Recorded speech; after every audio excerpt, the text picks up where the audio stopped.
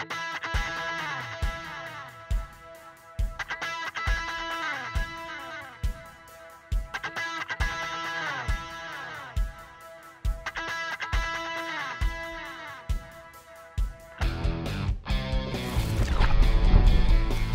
this is Coach Carey.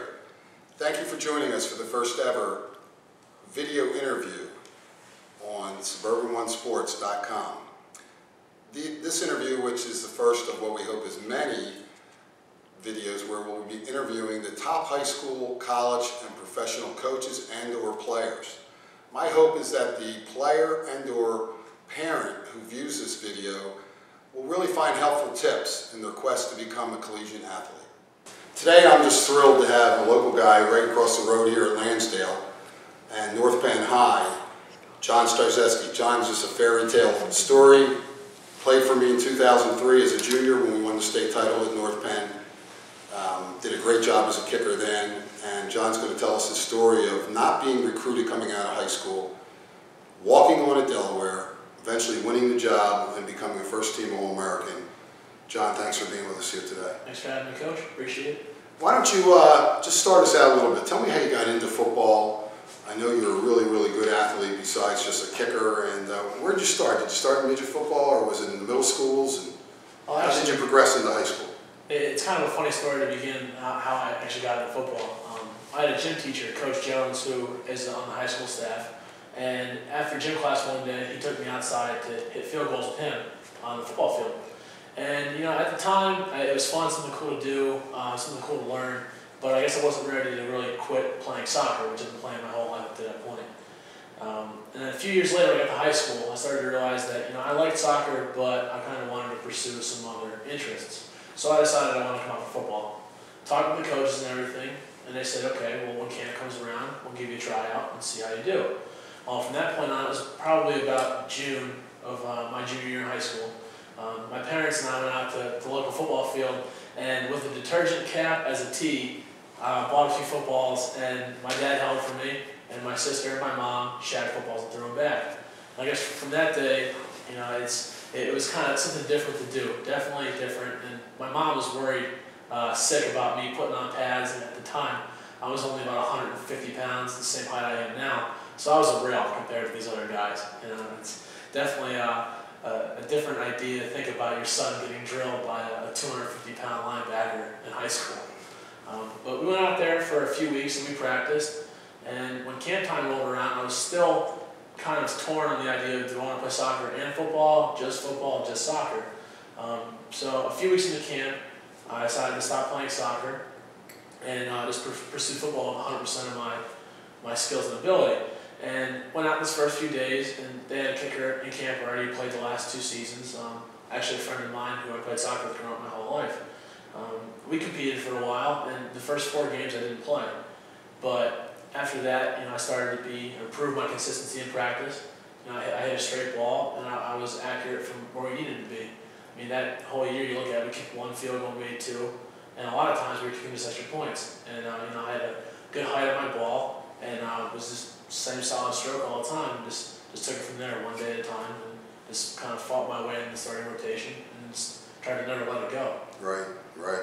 Yeah, my expectations are very clear. You were a junior that year, and it was my first year coaching at North Penn. And as you know, we had a great run, had a lot of great athletes. We ended up winning the Suburban 1 title, and winning the district title and the Eastern Finals, and then winning the whole thing, which was quite a thrill. But I remember you and Cornock was the other guy's name. He was the kicker. He did the kickoffs, and of course you did the field goals and extra points. Then you get into your senior year at North Penn. I know you and me talked. I got out of coaching that year, went into the radio box, and you had aspirations at that point of really improving. You really took to football. You wanted to be the all-around kicker, the extra point field goal and kickoff guy, and really wanted to be recruited. And at the end of that year, you had a very, very good year. But at the end of that year, the interesting thing is you weren't recruited at all Division I wise. Tell us about how you came about going to Delaware when, as you and me had talked, you had opportunities at Division II and Division III, and you made that choice to go to Delaware and walk on. I think it's really intriguing how you hadn't been to the campus until the first day you went down to school. Very unusual situation. Usually you hear from most kids that are playing college sports, you know, they had all these great times in their recruiting visits and went out and, you know, saw the campus, met all the coaches and all the older players and everything, met girls on campus, you know, the things you want to see to have kids drawn in. I didn't really do much of that at all. I saw 2 campuses and it was kind of on my own. My parents took me down to the city to see Penn, and at the time I was getting a little bit of interest from Columbia, just because I had friends that played there for North Penn already. Mike Partain was giving me a little bit of help. And, you know, I went up there and I saw that school, just walked around the city and everything. And I was fortunate too also, my sister played a soccer tournament that summer in North Carolina.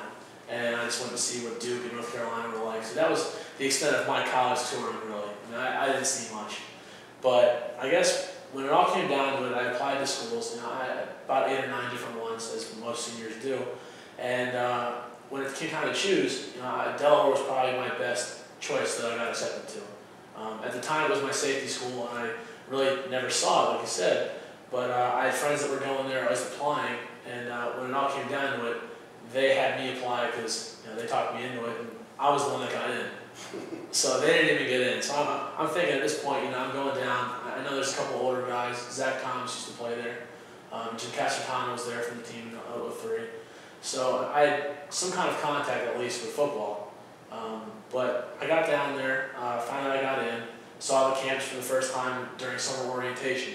So I'm walking around, I remember driving down Main Street, and I stopped at a local shop and said, where's the University of Delaware? I have to be there for orientation in an hour. And the guy said, well, you're here, you're in it. So at the time I was sitting there on Main Street, walking around, trying to find where I'm going and everything.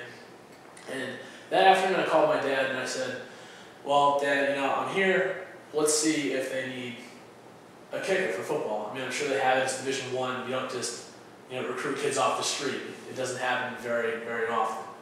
So I went down to the stadium, walked in, met one of the coaches and said, you know, I'm really interested in walking on the team here.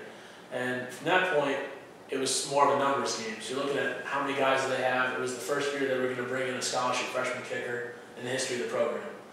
Really highly rated kid, someone who they thought was going to be a starter for the next 4 years. I said, okay, you know what? You know, I've seen battles like this before. You know, when I was on North Penn, you look at a kid that, you know, the coaches were in love with for power of the leg, and you know, it comes to the point of, well, what can I offer you that you don't already have? And you start thinking about different ways that you can, you know, distinguish yourself from the other guys that are there. Well, I gave them my tape, waited for a call a week later, and I guess they liked what they saw. Man, it really didn't hurt that we were so successful in the 2003 year, even my senior year. And we put up a lot of points and I got a lot of opportunities as a kid.